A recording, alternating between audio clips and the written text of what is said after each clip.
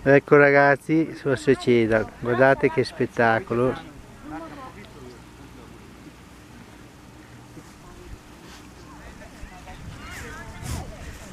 Adesso scendo un momentino perché il clou dalla veduta da qua non si vede, dovevo portarmi un po' in giù. Tanto che ci sono sui 3 esperti delle montagne che stanno decidendo dove andare, le montagne, i nomi.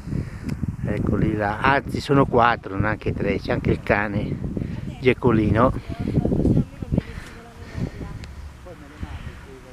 Ecco là,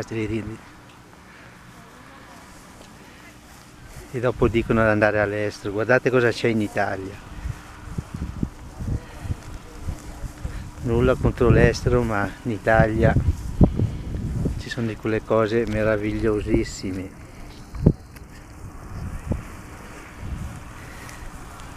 Scusate se si muove perché sto scendendo da un gradino, anzi sono caduto. Sono caduto, non solo io. Ecco giù, guardate che vallata che c'è.